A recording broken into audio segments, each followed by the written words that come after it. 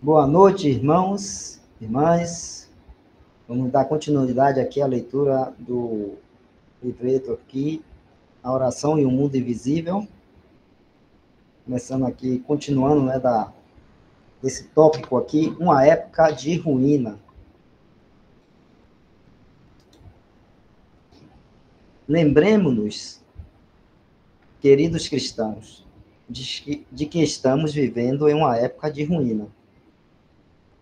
Nos últimos dias da história da Igreja de Deus sobre a Terra, não estamos nos dias que tiveram início tão brilhantemente naquele dia de Pentecostes, mas estamos nos dias de 2 Timóteo, quando a casa de Deus é descrita como uma grande casa, na qual há não somente vasos para a honra, mas também vasos para a desonra. O que devemos fazer? Não podemos simplesmente sair da grande casa. A grande casa é a esfera de profissão do cristianismo sobre a terra. Você não pode sair dela a menos que desista do cristianismo. Há ruína e fracasso de todos os lados. Então, irmãos, só recapitulando aqui, né? A gente lembrar que a gente está lendo aqui esse livro, Oração e o Mundo Invisível. Começamos no sábado passado, né? E aqui está focado nessa questão da oração. A gente viu os pontos muito bons no sábado passado. E ele aí está trazendo esse tópico de uma época de ruína, que é uma coisa que todos nós, né, estamos cientes da ruína, essa época de ruína, a ruína do testemunho cristão. Não está querendo falar aqui a ruína da igreja, daquilo que o Senhor Jesus Cristo tem edificado, né? Porque aquilo que ele edifica, ele permanece e é perfeito e é uma coisa, vamos dizer assim, pura, santa, como ele fala lá em Efésios 5, né, da noiva que ele está preparando, imaculada, perfeita, né, totalmente adornada. Então, não é disso, de ruína, disso que o Senhor Jesus Cristo está edificando, está preparando, como no caráter de noiva, né? Não. É aquilo que Deus e que o Senhor Jesus colocou nas nossas mãos, como sendo responsabilidade nossa de, aqui neste mundo, nós darmos esse testemunho daquilo que ele está fazendo, construindo, edificando a sua igreja, e nós aqui, como somos deixados aqui neste mundo, para, nessa responsabilidade, a gente testemunhar. O testemunho é mostrar, né, e mostrar essa obra que ele está fazendo, né? Então, tem uma parte que foi dada a nós, manter, vamos dizer assim, esse testemunho de acordo com aquilo que ele está fazendo, de acordo com o nome dele, de acordo com a santidade dele, de acordo com a perfeição dele, de acordo com os mandamentos dele. Então, temos aí essa responsabilidade de aqui no mundo, já que nós, né, estamos agora nessa grande casa que se tornou hoje, né? Mas nessa casa de Deus, ou igreja de Deus, e entramos pelo batismo, né? A gente crê no Senhor Jesus Cristo. Estou falando da casa de Deus aqui, esse testemunho aqui na terra, né? A gente crê no Senhor Jesus e aí nós somos batizados. Estou falando aqui de uma situação que seria a ideal, né? Você crê, então é batizado, então você está fazendo parte dessa igreja de Deus.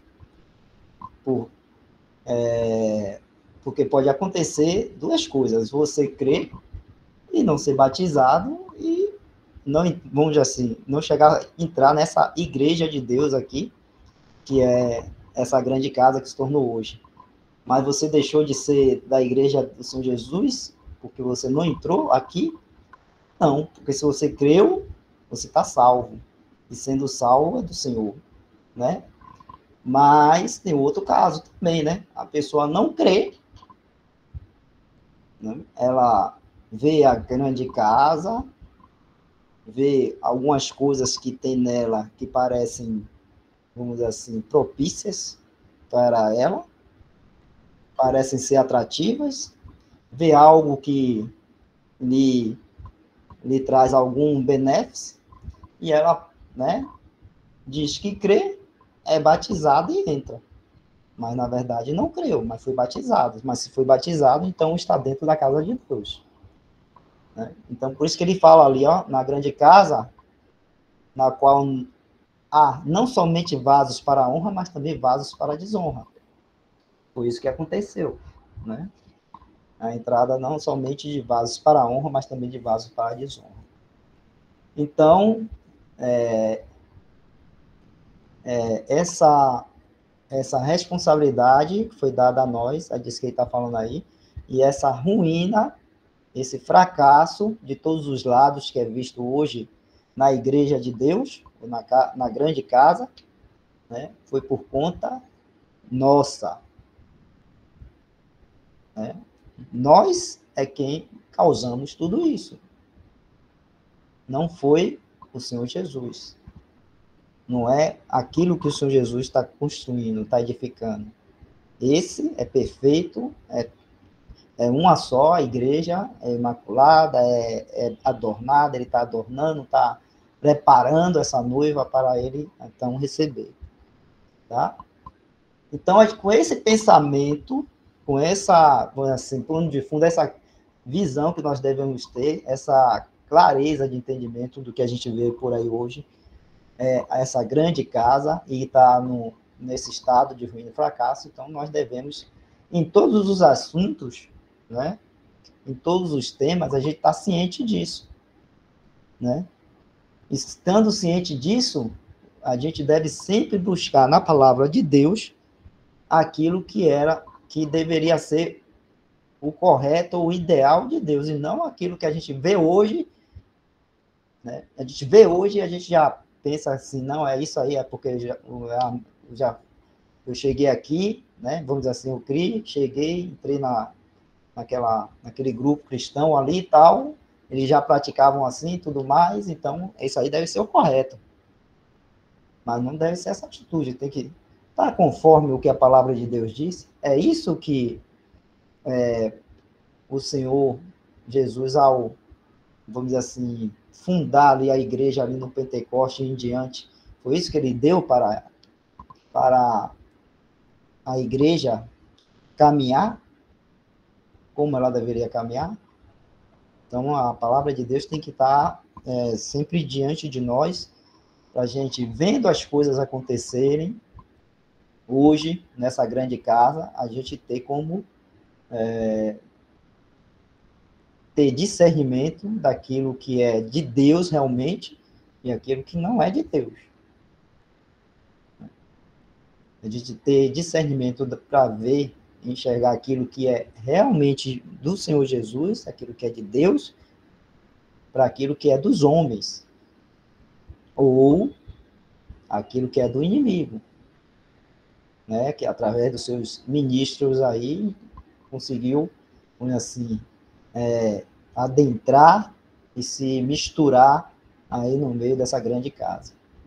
Então, é um ponto que nós devemos estar bem atentos. Então, nesse assunto aí, não muda, não. Por isso que o irmão está colocando, né, dando essa visão aqui, relembrando essa questão aí dessa época de ruína. Vamos continuar. Qualquer coisa que queira que dê uma parada para uma explicação melhor, ou tirar uma dúvida, por favor, ou coloca aí no chat, ou levanta a mão, aí a gente dá uma paradinha para a gente ir bem com calma, tá bom? Deixe-me falar algumas poucas palavras àqueles que aqui estão, que reúnem-se somente ao nome do Senhor Jesus Cristo.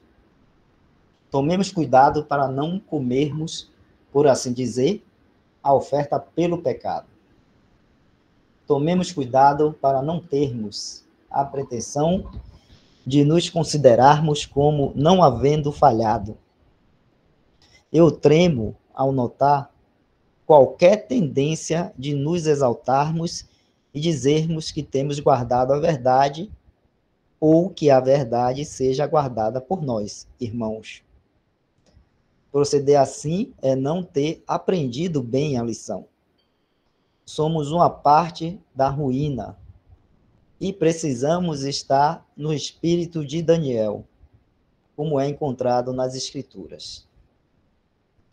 Estou persuadido de que, se nos exaltarmos como se fôssemos alguma coisa, Deus nos mostrará que nada somos.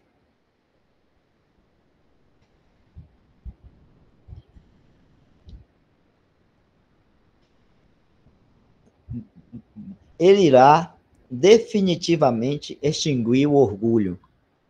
Estas 6 coisas aborrece o Senhor, e a 7ª a sua alma abomina. A primeira coisa que é mencionada são os olhos altivos. Provérbios 6, 16 a 17. Tomemos cuidado para não nos exaltarmos como sendo alguma coisa ou nos declararmos superiores a alguém. Deixe-me dar uma palavra de alerta. Existe um caminho para a fé, um caminho de obediência.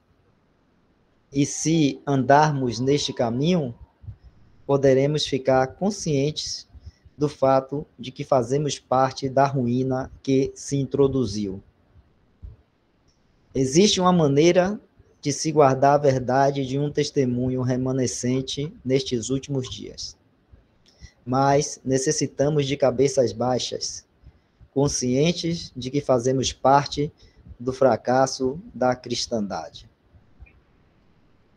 E lembrando aí, a gente leu no sábado passado, né? Quando ele fala aí, somos uma parte da ruína e precisamos estar no espírito de Daniel, como é encontrado nas Escrituras. Lembre-se, irmãos e irmãs, que a gente leu, né, sobre Daniel, né, no sábado passado, e a gente viu qual foi a atitude, o comportamento e como foi principalmente a oração de Daniel quando, né, ele orou a Deus e confessou a Deus o pecado do povo, né, do povo de Deus ali terreno, os judeus, que eles tinham cometido, e por isso Daniel, né, e os outros, né, do povo, uma boa parte do povo, estava agora em cativeiro na Babilônia.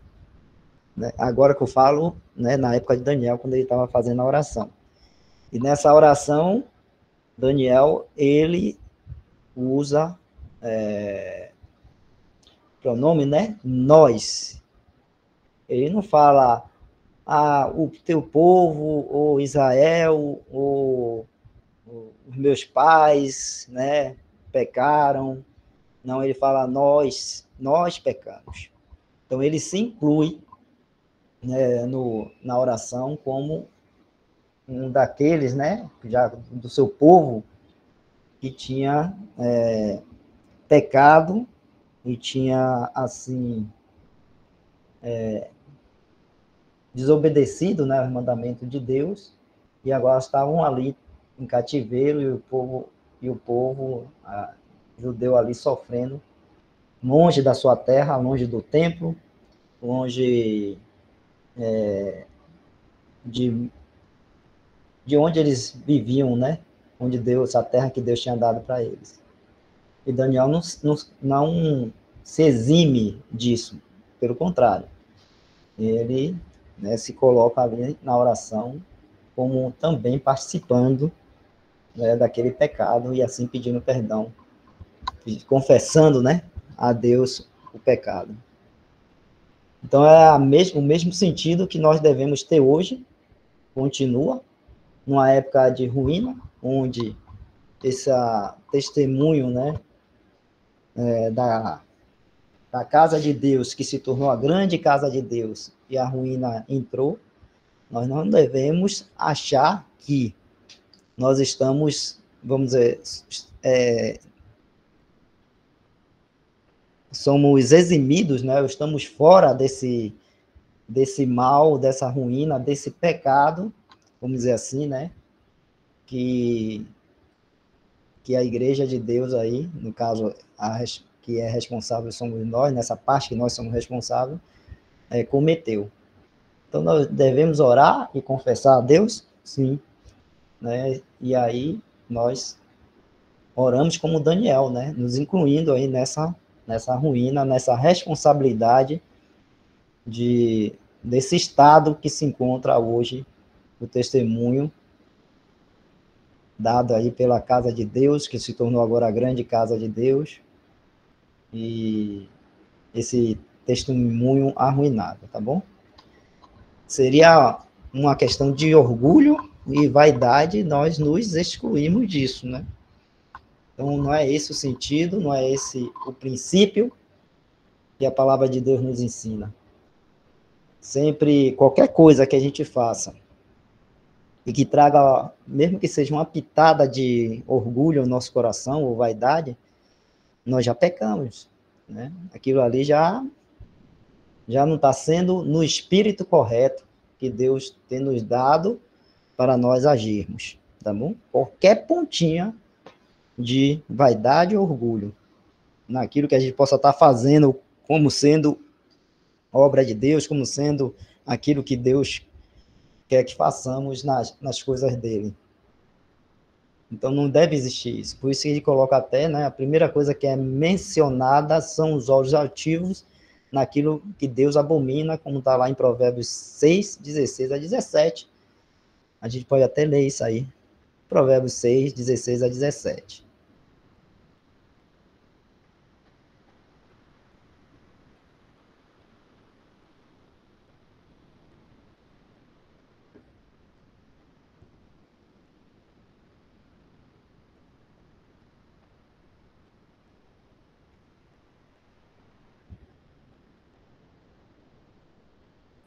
Estas 6 coisas aborrece o Senhor, e a sétima, a sua alma abomina. Olhos altivos, língua mentirosa e mãos que derramam sangue inocente. E aí ele vai, né? Mas o que o autor está destacando ali é o primeiro aí, né? Primeira coisa é olhos altivos, né? Altivos. Quer dizer, um olhar orgulhoso, um olhar de orgulho, né? Vaidoso. Pessoa que tem um olhar altivo, ela quer olhar para todos lá de cima e todos embaixo, né? Como inferiores a ela. Então, Deus abomina esse tipo de atitude, ou de espírito, ou de ação, vamos dizer assim, do homem. Tá bom? Voltando lá, Jefferson.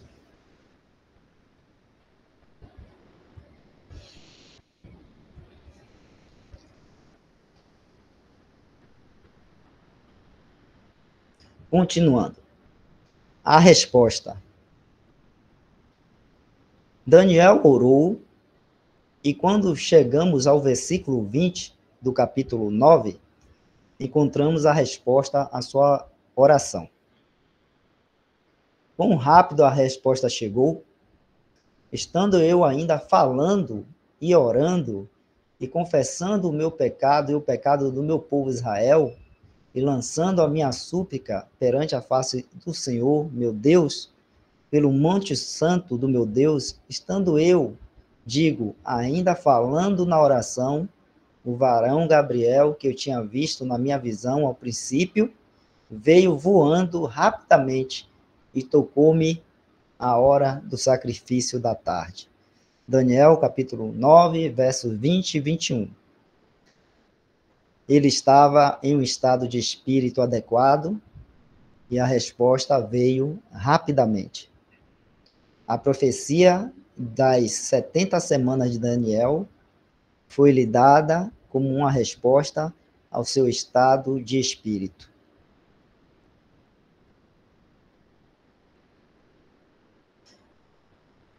Note também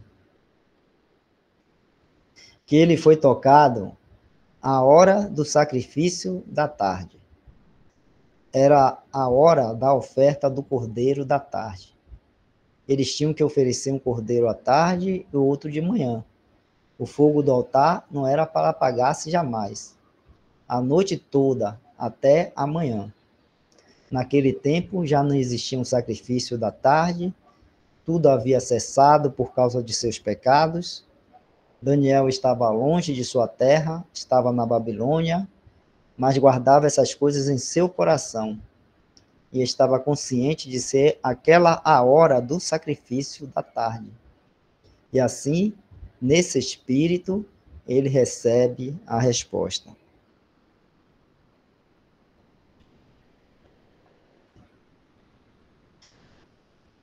Então aí a gente pode notar, né, irmão, como é importante o espírito correto.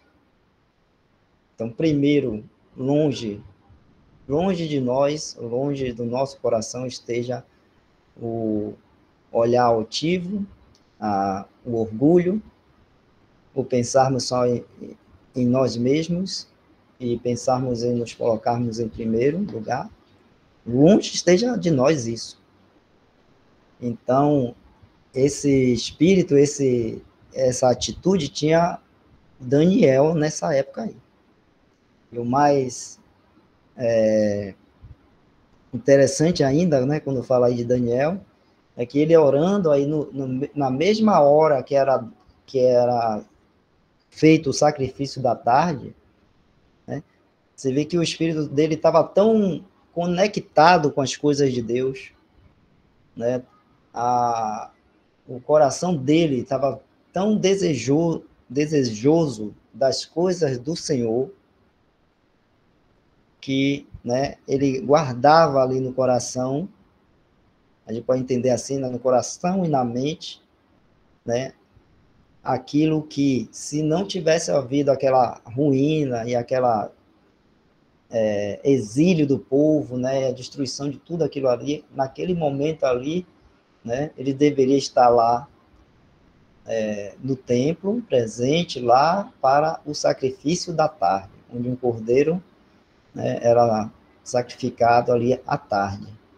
Era de manhã e de tarde também. No início da manhã e também outro na tarde.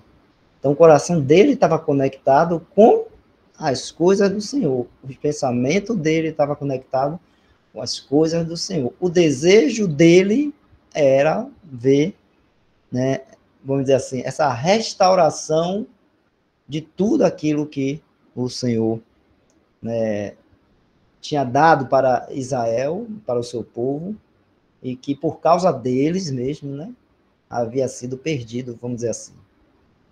Então, ali no seu íntimo e no seu pensamento, Daniel estava ainda assim conectado com as coisas do Senhor. E não é, tem que ser assim ainda hoje também conosco também.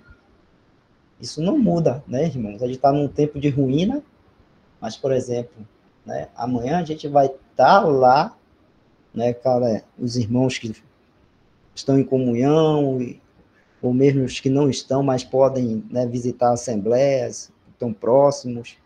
Mas amanhã nós vamos estar lá lembrando do Senhor Jesus. E, né, naquela reunião ali, não vai estar todos os cristãos vão estar lá, né? E muitos cristãos verdadeiros e que fazem parte, né, dali do corpo de Cristo, vão estar em outros lugares, em outras reuniões, e muitos, né, não vão estar nem lembrando do Senhor na ceia, mas nós ali amanhã, os que estiverem, né, se o Senhor assim permitir, a gente pode lembrar dos nossos irmãos, lembrar que o Senhor Jesus, ele fez, né, no seu sacrifício,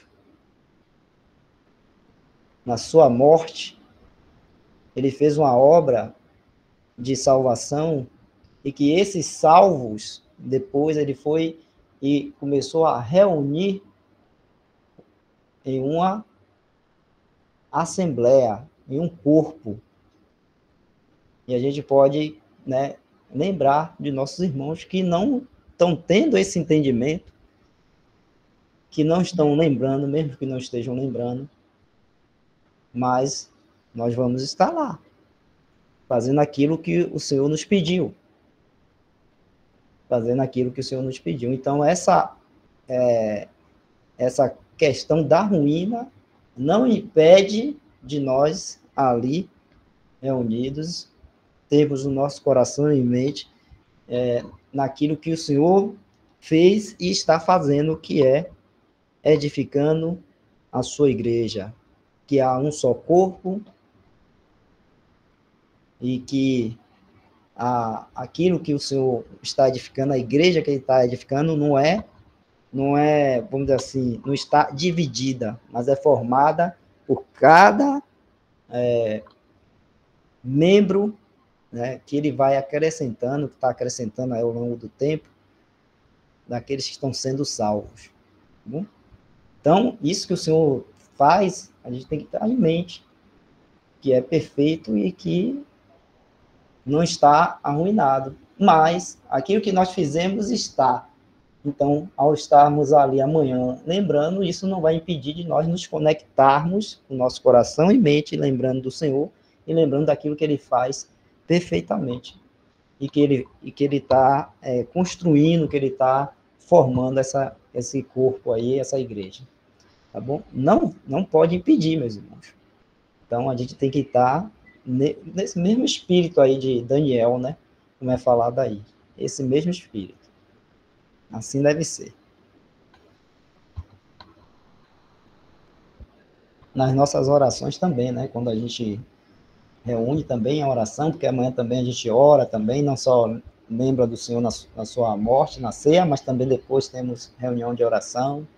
Devemos estar assim nesse contrito com isso também. Oração e jejum.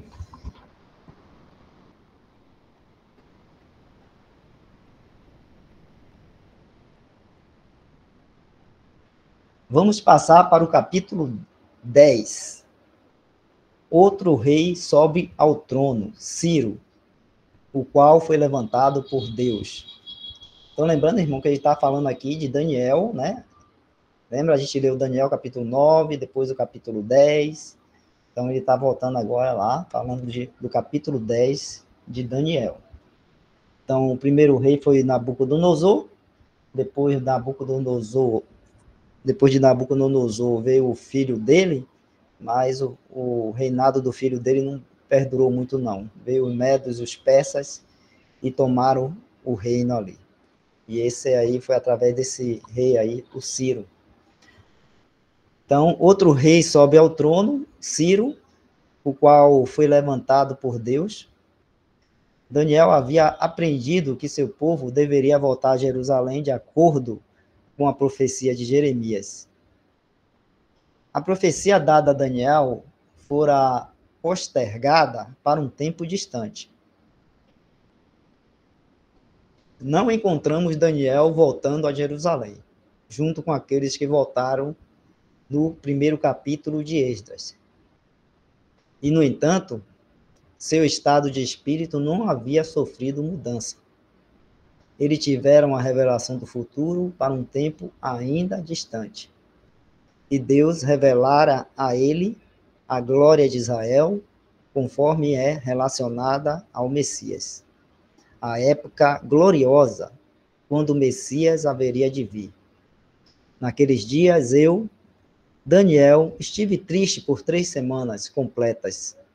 Manjar desejável não comi, nem carne, nem vinho entraram na minha boca. Nem me ungi com unguento, até que se cumpriram as 3 semanas. Daniel 10, versos 2 a 3. Querido cristão, O que é que sabemos acerca da verdadeira oração e intercessão diante de Deus? Às vezes é levantada a questão sobre jejuar. No capítulo anterior, o jejum é mencionado. E aqui, no versículo 3, ele estava num espírito de jejum e de lamento. A pergunta que comumente se faz é: existe o jejum em nossos dias? Acaso não havemos de reconhecer que, se estivéssemos mais fervorosamente diante de Deus, poderíamos conhecer mais da renúncia própria? Nestes dias de prosperidade, luxúria e etc., quanto sabemos acerca da renúncia própria? É por esta razão que tão raramente escutamos notícias de orações respondidas. Tiago nos diz: nada tendes porque não pedis, e ainda, pedis e não recebeis porque pedis mal, para o gastardes em vossos deleites. Tiago, capítulo 4, do verso 2 ao 3. Porém, existe tal coisa, que é o estar diante de Deus em um espírito de jejum, andando em humilhação e juízo próprio, reconhecendo a própria ruína e negando-se a si mesmo.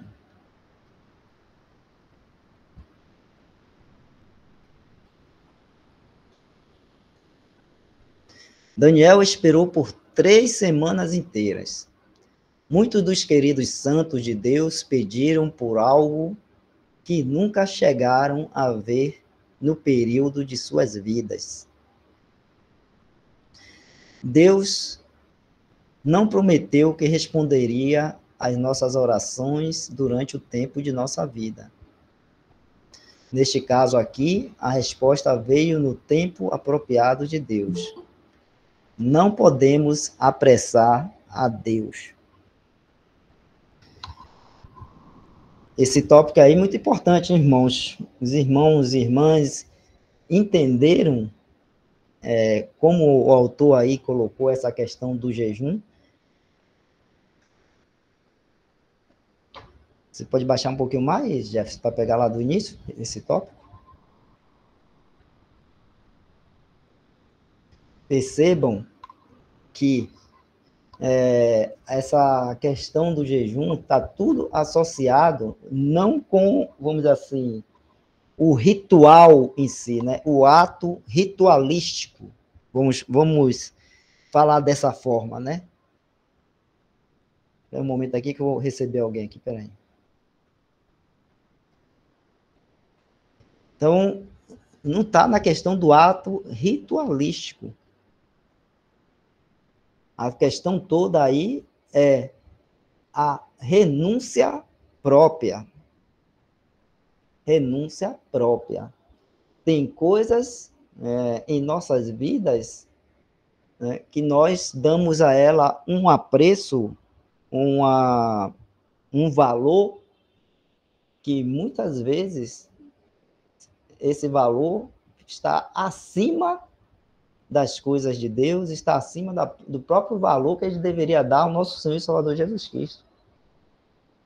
Às vezes a gente não percebe isso, que tem certas coisas em nossas vidas que a gente dá um valor extremado, que suplanta o valor que nós deveríamos dar às coisas celestiais, às coisas que vêm, que são de interesse do nosso Senhor Jesus Cristo.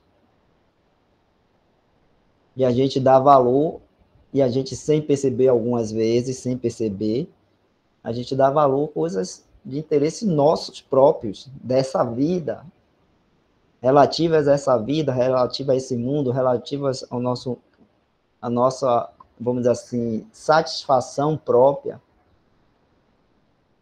E o jejum está relacionado exatamente com isso.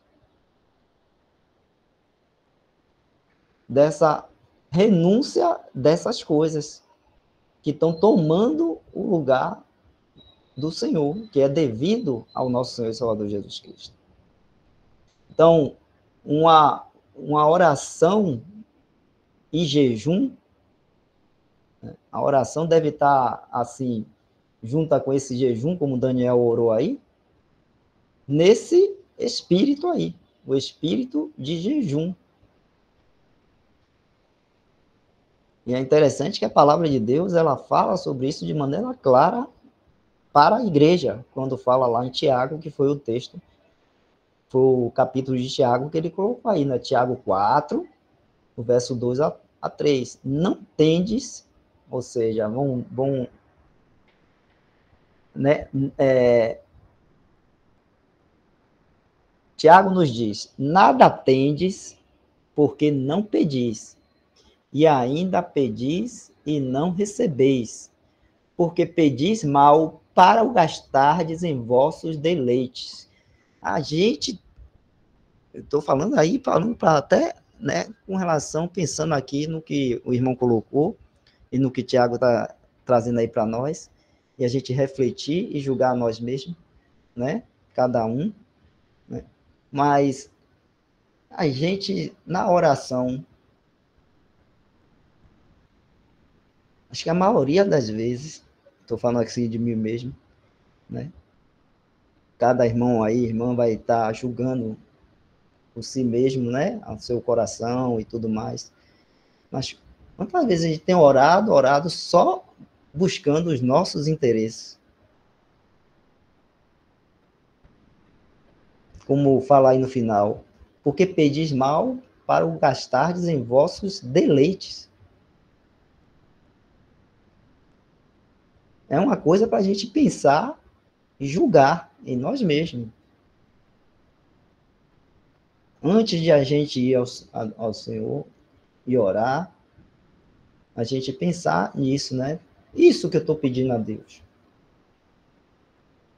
É para quê? É para a minha satisfação própria? É para, né, o meu deleite? E às vezes, quando a gente não faz isso, não temos esse julgamento próprio, esse entendimento de como deve ser a oração e em que espírito deve ser, o Senhor vai e trata com a gente. E muitas vezes, aquilo que nós tanto apreciamos, ele vai e tira. Ele vai e nos tira. E aí, a gente faz um jejum, vamos dizer assim, né?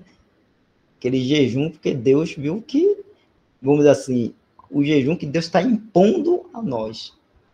Tira algo que nós tanto desejamos, ou nós tanto damos valor, para podermos entendermos que o maior valor que nós temos é a pessoa do Senhor Jesus Cristo, as coisas celestiais, que são mais valorosas do que qualquer coisa que nós possamos ter daqui deste mundo, ou de nossos desejos e deleites próprios. Então, ele pode entrar com, vamos dizer assim, uma ação de tirar, né? De nos tirar algo muito precioso. E quantas vezes isso acontece, a gente chora, fica triste, esperneia e vai orar a Deus pedindo aquilo de volta, pedindo, e tal, e a gente talvez não dê uma paradinha para pensar e simplesmente pergunte a Deus, por que Deus? Por que tu tiraste isto de mim? Né? Até para a gente ter, então, a resposta, entender que ele tirou porque aquilo estava tomando o lugar do Senhor Jesus na sua vida. Então, é algo para a gente pensar. Não estou falando aqui, né, e acho que o irmão também nesse escrito aí, não está falando de nós levarmos a Deus e ao Senhor Jesus as nossas ansiedades, as nossas angústias, que a própria palavra manda a gente fazer isso, né? Não estou falando disso. Mas nós, como os filhos de Deus, que o Senhor Jesus, assim, nos tornou, né? Filhos de Deus. O Senhor Jesus fala assim, qual o filho que... Qual pai, né, que o filho vai e pede um pão e ele vai lhe dar uma pedra? Mas muitas vezes nós estamos pedindo uma pedra achando que é pão. E o Senhor não vai dar. Está pedindo pedra ao nosso Deus. Achando que aquilo ali vai fazer um bem para a gente. Achando que aquilo é pão que vai nos alimentar. E Deus vai, não dá. Então, não estou falando disso, de a gente ir a Deus e ao nosso Senhor Jesus e levar todas as nossas ansiedades, nossas angústias, porque a palavra de Deus fala isso, tem lá em Pedro, se eu não me engano, a 2 Pedro, fala assim, 2 Pedro, 2 Pedro, capítulo 5, verso 7. 2 Pedro, capítulo 5, verso 7. E a gente sabe que o Senhor Jesus também falou muito sobre isso, né? 2 Pedro, capítulo 5, verso... Segunda? Não, primeira, desculpa. Desculpa, é 1 Pedro, capítulo 5, verso 7. Segunda não tem capítulo 5, não. 1 Pedro, capítulo 5, verso 7. Lançando sobre ele toda a vossa ansiedade, porque ele tem cuidado de vós. Então, a gente está falando, o assunto ali não é esse, né? Que a palavra manda a gente lançar sobre ele toda a nossa ansiedade. E nós, como filho, como eu estava falando, o Senhor Jesus nos tornou assim filho. Te lembra do Senhor Jesus falando, se algum irmão puder lembrar, né, aquele texto que ele fala assim: não andeis ansiosos por nada nesta vida. Olhai os lírios do campo. Se algum irmão puder lembrar aí onde está, Mateus, para a gente ler esse texto, a gente vai ver ali o Senhor Jesus assim, falando, ó, a gente não está ansioso, angustiado com essas coisas aqui, ó, dessa vida, não. Há o que comer, beber e vestir e tal. Deus sabe que nós precisamos dessas coisas e Ele vai prover. O Senhor Jesus fala sobre isso. Pronto, o irmão abriu em Lucas, né? Parte de Lucas aí. Considerai os lírios, como eles crescem. Não trabalham, não enfiam. Vamos um pouquinho antes. Vamos lá um pouquinho antes. É porque o texto começa mais em cima. Aí, e disse, a partir do 22, Lucas, e disse aos seus discípulos: portanto vos digo, não estejais apreensivos pela vossa vida, apreensivos ou ansiosos, né? E hoje a palavra vai mais além, né? Inclui outras coisas, né? A gente fica apreensivo, fica ansioso, daqui a pouco fica estressado, daqui a pouco fica deprimido, né? Angustiado. Então, ele está falando assim: portanto, vos digo, não estejais apreensivos pela vossa vida, sobre o que comereis, nem pelo corpo sobre o que vestireis, mas é a vida, mais é a vida do que o sustento, e o corpo mais do que o vestido. Considerai os corvos que nem semeiam nem cegam, nem têm despensa nem celeiro, e Deus os alimenta, quanto mais valeis vós do que as aves. E qual de vós, sendo solícito, pode acrescentar um côvado à sua estatura? Pois se nem ainda podeis as coisas mínimas, por que estáis ansiosos pelas outras? Considerai os lírios, como eles crescem, não trabalham, nem fiam, e digo-vos que nem ainda Salomão, em toda a sua glória, se vestiu como um deles. E se Deus assim veste a erva que hoje está no campo, e amanhã é lançada no forno, quanto mais a vós, homens de pouca fé. Não pergunteis, pois, que é a vez de comer, ou que é a vez de beber, e não andeis inquietos, porque as gentes do mundo buscam todas essas coisas, mas vosso Pai sabe que haveis mister dela, ou seja, que vocês precisam delas.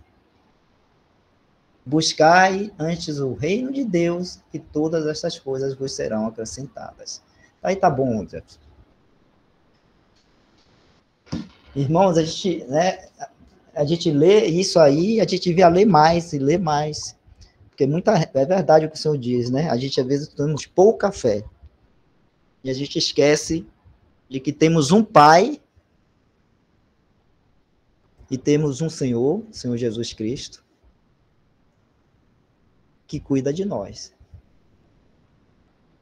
E às vezes, né, bate aquele desespero, ou bate alguma coisa, vamos a ele, vamos a ele. Mas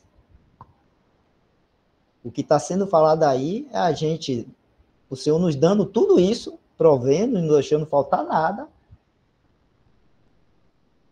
a gente tendo tudo que é necessário, e a palavra de Deus nos ensina que nós não devemos buscar mais nada além disso aí, do que foi colocado ali, né? Temos o que vestir, temos o que comer, então estejamos satisfeitos, né? Temos a casa, temos onde morar, temos o que vestir, temos o que comer, estejamos então satisfeitos. E muitas vezes o cristão é pego, vamos dizer assim, nessa armadilha, nesse ardil de Satanás que é ensinado aí no mundo, e o cristão é pego correndo atrás de riqueza, ou de mais. O Senhor já tem dado tudo a ele, o que vestir, o que comer, o Senhor tem provido, e aí ele não está satisfeito, quer mais. Então, é uma coisa que a gente tem que refletir, pensar, ler a palavra de Deus, reler, ler de novo. Nesses momentos, a gente lembrar dessas palavras aí que o Senhor Jesus falou, lembrar dessa palavra aí que Tiago traz aí para nós. E assim, quando a gente for orar, a gente não ir a Deus com uma demanda para satisfazer os nossos deleites. E ainda achar que Deus vai responder, né? Falando, não, com fé em Deus, tenho fé, pedir a Deus, Deus vai responder. Ora, quem é o Deus aqui? Quem é Deus? Não é Ele, o Criador dos céus e da terra, o Deus Todo-Poderoso? Não somos nós. Não somos nós que estamos aqui para, vamos dizer assim, determinar ou ordenar alguma coisa a Deus. Quem somos nós? Falando assim até com total temor. Então, muitas vezes, essa atitude nossa de querer, né, satisfazer os nossos deleites, ou aquilo que a gente tem um apreço elevado, muito elevado, faz a gente perder até a noção de que estamos falando com Deus. Ele é nosso Pai, sim, e o nosso Senhor e Salvador Jesus Cristo. E a Ele nós devemos ouvir e obedecer. E não Ele nos ouvir e para obedecer a nós. Ele nos ouve, mas não para, né, sermos obedientes, Ele ser obediente a nós, como muitas atitudes de oração têm sido feitas aí, e falo isso com muita reverência, né?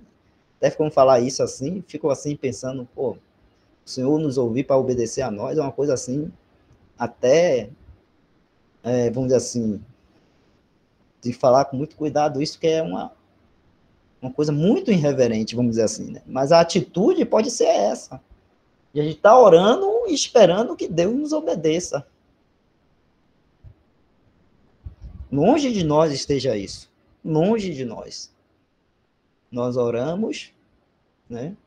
Porque temos um Deus que nos ouve e nos responde. Com sim, com espere ou com não. Repetindo, ele nos responde com sim, com espere ou com não.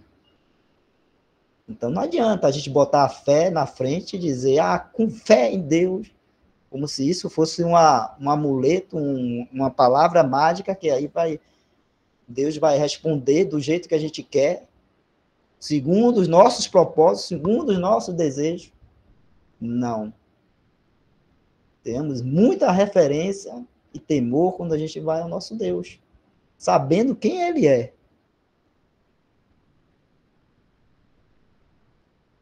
Quem Ele é.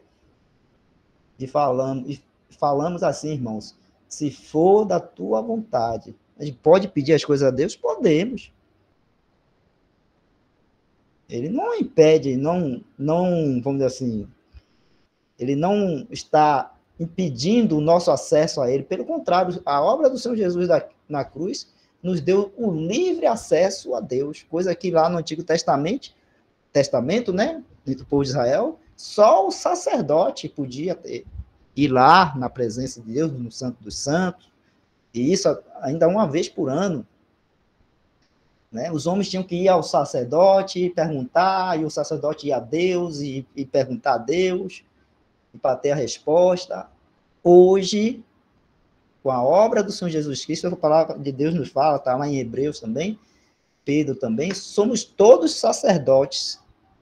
Ou seja, temos esse acesso livre que foi nos dado pelo Senhor Jesus Cristo. Somos sacerdote e o Senhor Jesus é o nosso sumo sacerdote. Então vamos a Ele, então temos acesso direto a Deus. Então podemos pedir? Podemos. Podemos ir levar todas as nossas demandas? Podemos.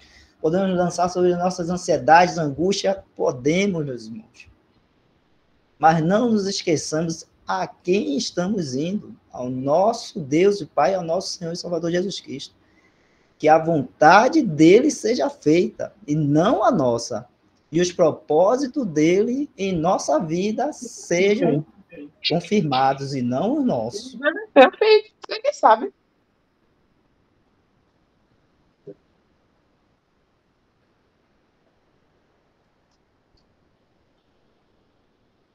Então, a gente tem que ter esse cuidado, e não deixarmos levar pela ruína que há aí no testemunho cristão, e entrou muita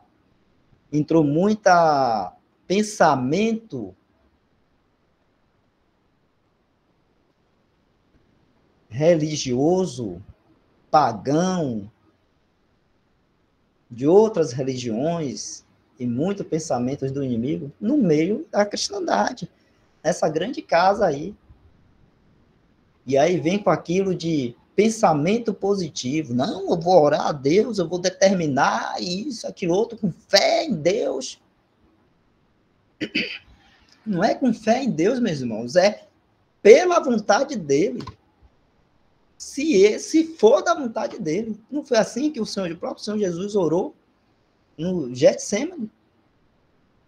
O Senhor Jesus falou assim, não seja feita a minha vontade, mas a tua vontade. É a vontade do Pai. Não é a nossa vontade. Então, a gente tem que julgar isso e não deixar que esses pensamentos positivos, essa questão, botamos a fé na frente como se isso nos desse livre permissão, né, para chegar e determinar as coisas a Deus, dizer o que ele tem que fazer e o que ele não tem que fazer, falando com toda a referência do nosso Senhor, nosso Salvador e de Deus Pai. Mas a forma como muitas vezes as orações são feitas são assim. E a gente esquece que estamos falando com Deus, com o Senhor Jesus. E que a Ele nós devemos obediência. E que a vontade dele é a melhor. Os propósitos dele são sempre bons para nós. Coloque tudo, os irmãos podem colocar essa frase, esse pensamento na mente, antes de orar a Deus.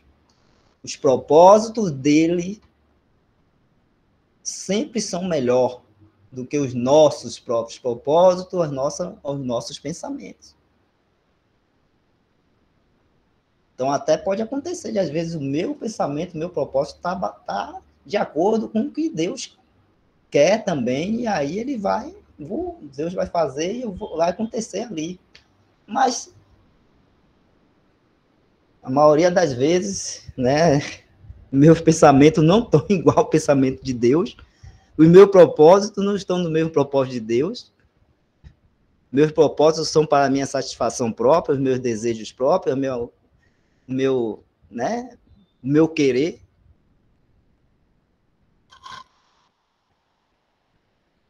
Então, temos que pensar nisso, temos que meditar nisso, e temos que julgar isso. Os propósitos de Deus são melhores do que o nosso. Então, quando orarmos a Ele, deixemos que a vontade dele seja feita. E falemos isso a Ele. Senhor, que seja feita a tua vontade, não a nossa, a minha. A tua vontade.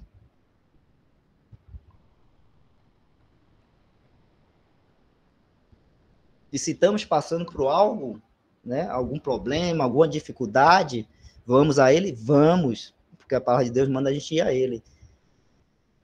Mas vamos perguntar e saber por que, Deus, por que estou passando por isso? Muitas vezes são coisas que Deus está querendo corrigir em nós, que nós temos colocado em nossas vidas, que tem ocupado o lugar que deveria ser do Filho dele, do Senhor Jesus Cristo, em nossas vidas. Então, temos que pensar nisso, irmãos. Vamos continuar aqui?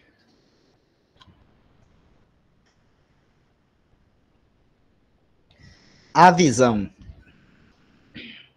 Wesley, Fale, Jefferson. dá uma sugestão. Já são 9h25.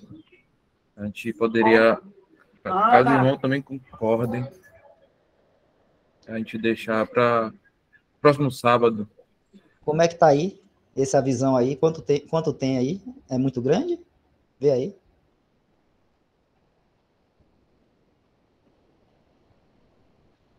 É grande, né? Vai até o final. Esse tópico aí. E aí?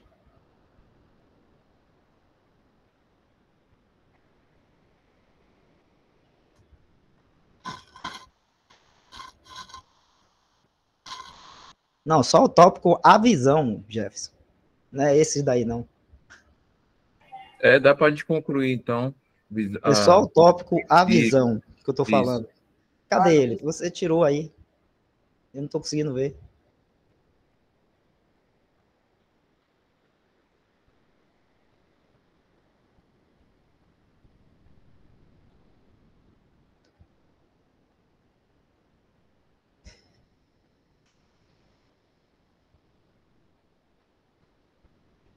Esse aí, dá pra gente falar dele ou vamos deixar pro próximo sábado? Tem uns 4 parágrafos, não é isso? Isso. Eu creio que agora eu pensei que tinha mais coisas, então a gente concluía com a visão hoje e o restante, se eu permitindo, a gente lê para a semana. Tá bom. A visão. Neste 10º capítulo, Daniel estava às margens do grande rio, o qual é Hidekel, Tigre, o rio Tigre. Faz-me lembrar muito da época em que Saulo de Tarso estava de jornada a Damasco. Os homens que estavam com ele escutaram a voz, porém Saulo a compreendeu. Aqui, em Daniel, um grande temor caiu sobre os homens que estavam com ele e fugiram para se esconder. Mas Daniel viu esta grande visão. É preciso um estado de espírito e de comunhão com o pensamento de Deus. Existe algo como estar em comunhão com a mente de Deus, se andarmos com Ele, conhecermos mais acerca disto. Mas não estou querendo dizer que iremos ter revelações especiais em nossos dias, como teve Daniel. O que Daniel viu na visão poderia nos fazer lembrar do que João viu no 1º capítulo de Apocalipse. Ele viu o Senhor Jesus como filho do homem, em trajes judiciais, e caiu a seus pés como morto. Algo similar aconteceu a Daniel aqui no verso 8. Fiquei, pois, eu só, e vi esta grande visão, e não ficou força em mim, e transmudou-se em mim a minha formosura em desmaio, e não retive força alguma. A glória da pessoa que falou a ele o prostou. A maneira de termos uma clara ideia do que somos é entrando na presença de Deus. Versículo 10. E eis que uma mão me tocou e fez que me movesse sobre os meus joelhos, sobre as palmas das minhas mãos. E me disse, Daniel, homem muito desejado. Daniel, um velho agora, é chamado de homem muito amado. Versão Almeida atualizada. Querido cristão, leia o livro de Daniel. Leia como ele começou com um propósito de coração em agradar ao Senhor. E como ele seguiu naquele caminho. Então, veja como, ao final de sua jornada, ele recebe este lindo testemunho. Ele é chamado de homem muito amado. Ele não recebeu aquele título vivendo uma vida descuidada, fazendo como faziam os babilônios. Ele o recebeu como resultado de um andar de fé, vivendo em separação para Deus.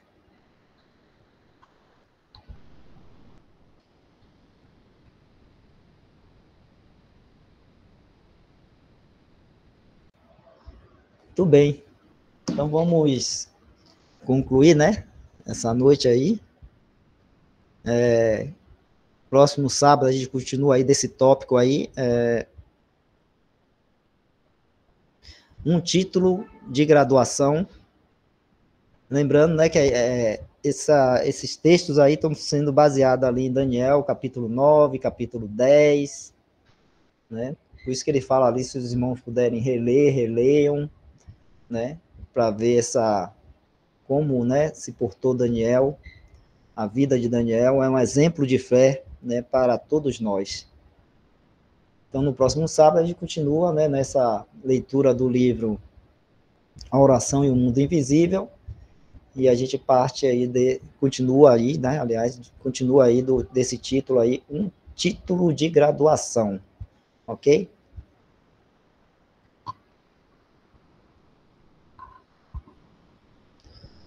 Alguma pergunta, alguma dúvida, alguma coisa que os irmãos queriam destacar ou comentar?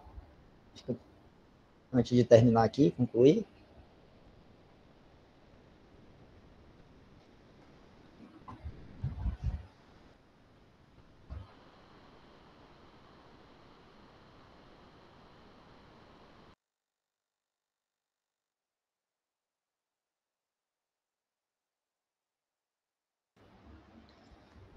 Ok, irmãos, então, estando tudo aí tranquilo, vamos estar orando.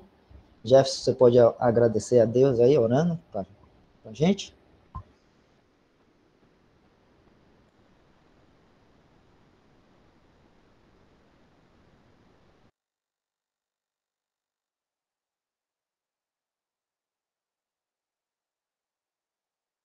Só estou esperando tirar a gravação, irmão. Ah, ok.